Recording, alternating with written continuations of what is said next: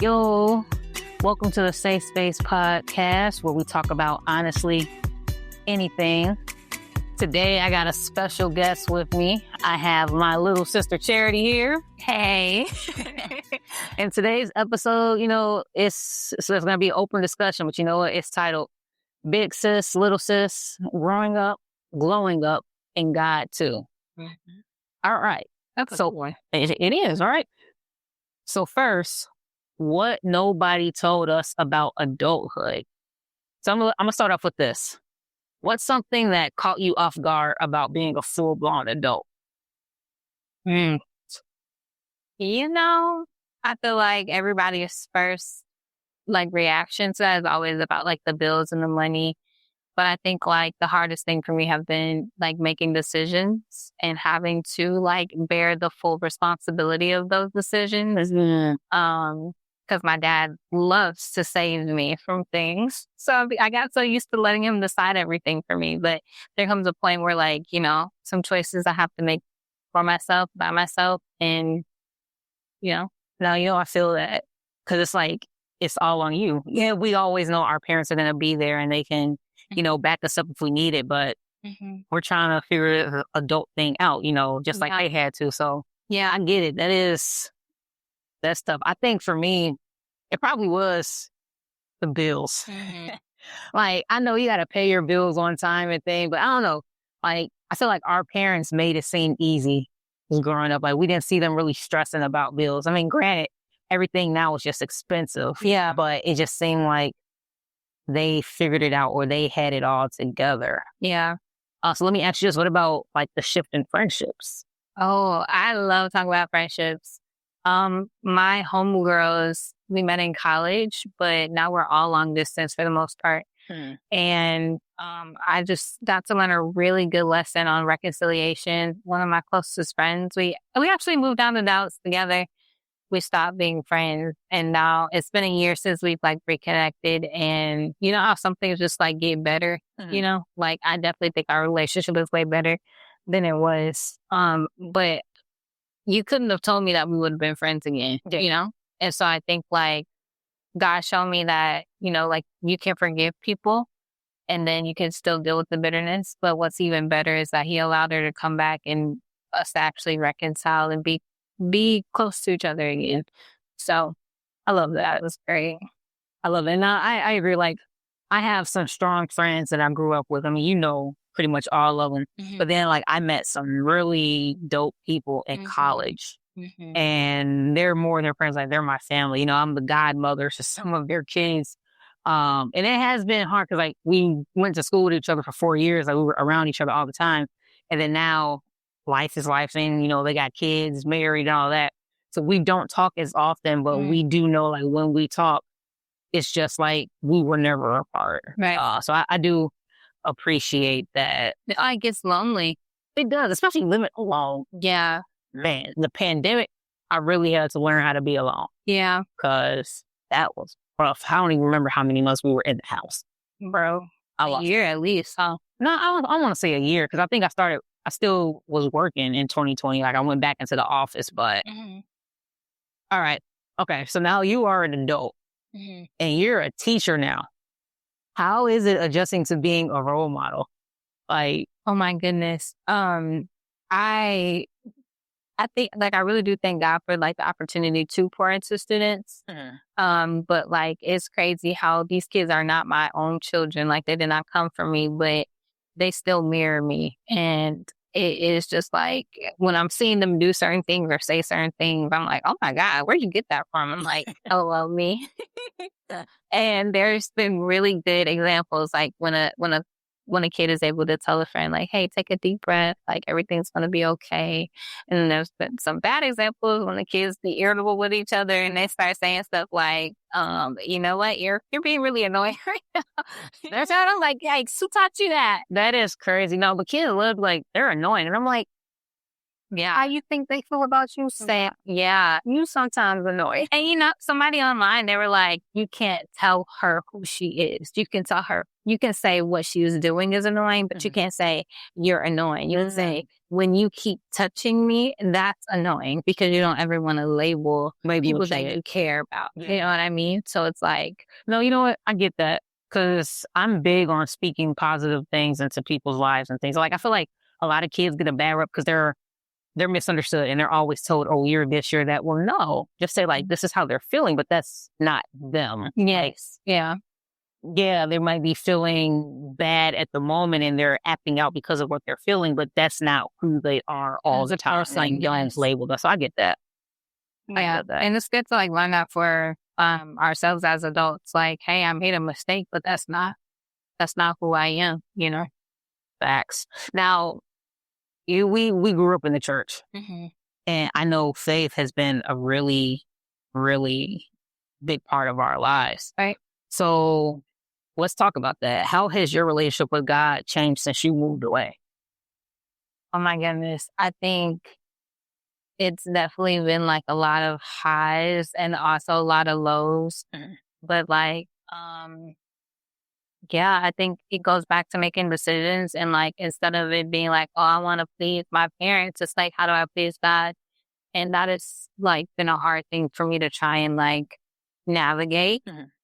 Just hearing God's voice and also taking the pressure off, because I'm just like, oh my God, I have to do, like, God, what is it? God, do I turn left or do I turn right? Yeah. And it's like, baby girl, just, you know, make a choice in good faith, so God knows your heart, and, you know, trust that whether you make the right decision or the bad decision, like God said, He's never going to leave you nor forsake you. So now let me ask you this. When you first moved down there, were you struggling to find a community? Oh, yes. I definitely was struggling to find community. I got to Dallas in 2020, and I didn't get plugged into church until 2024. Okay.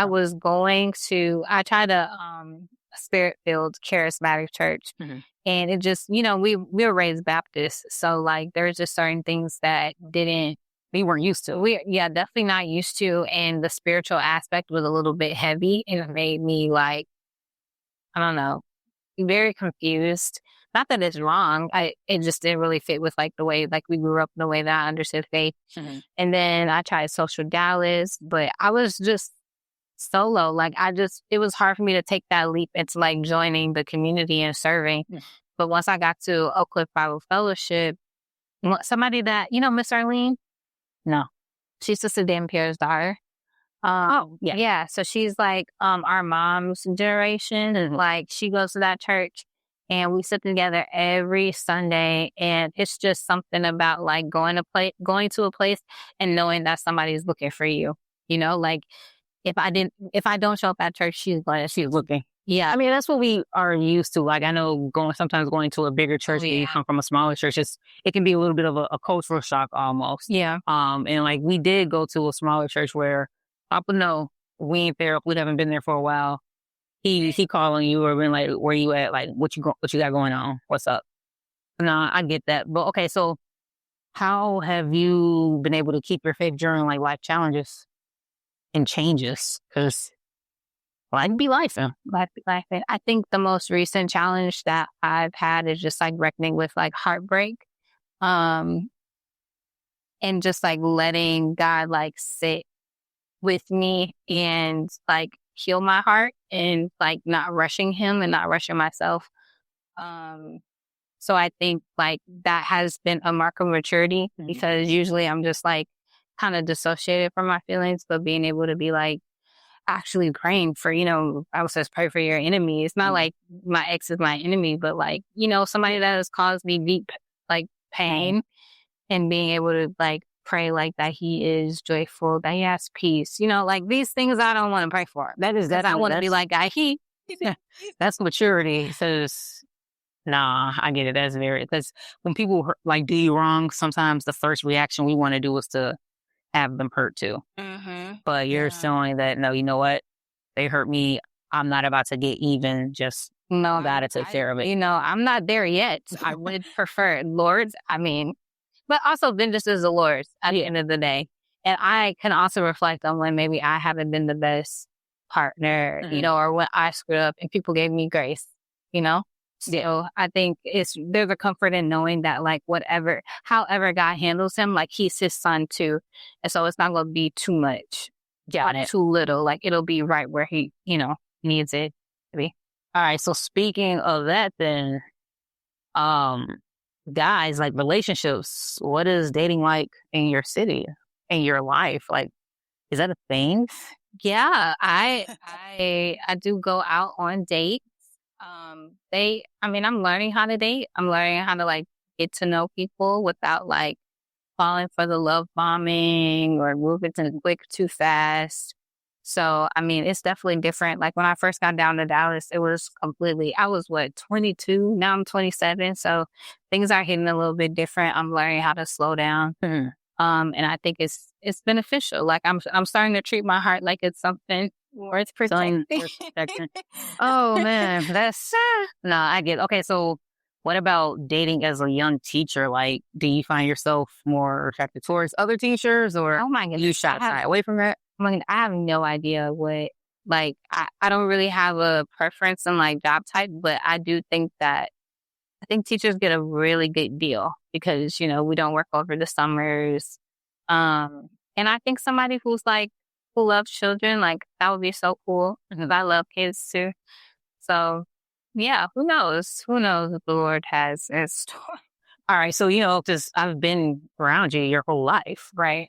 And I've watched you grow and mature, especially like when it comes to relationships and things. So now are you starting to like really notice the red flags and learn from whatever red flag you might have encountered, or that you like might have said, you know what, hey, I'm going to still give it a try because people can change type thing? Like, oh my goodness. No. You still learning? I'm still learning. Like, I think giving people grace is one thing, but like being naive and letting somebody play in your face is another. Is another. I am definitely learning the difference between the two. Yeah, I think like there's something about like knowing a man and his character. And I do think that like I was saying earlier, like going slow and like building friendships with people. Yeah. Or maybe not even. You said building friendships, but do you automatically friend zone though? No. Like, no? Okay. Currently, I kind of let a man set the intention and I kind of just go with that unless my feelings start telling me something different, So like if I'm saying, oh, this is my homeboy, but I have feelings of jealousy if he gets a girlfriend, then I know that there's something that I need to check, Yeah. So that means I need to increase the distance or do something, you know what I mean? But, or if a man is coming on too strong, like back up on me. Yeah, back up or like, no, thank you. Yeah. But I do think I have a little bit of, a disorganized attachment. I like a disorganized attachment. Okay. So what advice would you give to your younger self or even your students? Oh, if I had like little girls in my classroom? Yeah, young adult. You got young adults too, so. I would definitely tell myself to have some fun and to really trust that, like, God is not leaving me. And, like, when the Bible say that, like, there's nothing that can separate us from the love of God, like, that's real life. Because I feel like a lot of my struggles come from that insecure attachment with God, thinking, like, oh, I can do something to make him, like, not right with me. And I don't know, if I could just learn that sooner, I feel like I would have a lot more peace. Yeah. And I think I would tell myself, like, everything's going to be okay. Mm-hmm. Don't let, like, pressure and things weigh you down, like, especially at a young age, because it can cause a lot of stress that we don't need. You're supposed to enjoy your childhood, Yeah. Don't try to rush to grow up or have everything figured out, because it's okay. Like, it's a process. You got to learn yourself, love yourself. Yeah. Yeah. Because, like, I think I did, like, a lot of stressing growing up, thinking, oh, I got to do this, I got to do that, I got to be perfect. I got to be the first person in my family to do this. And that just puts a lot of unnecessary stress. Right. And then, like, it manifests as an adult and you don't realize it sometimes until it's too late. Mm-hmm. But thank you for joining the podcast. This is, again, it's a safe space. I'm glad you were vulnerable enough to open up and just talk about your experiences. Thanks for having me. You're welcome. And again, this has been a safe space podcast about honestly anything. And I'll talk to you all later.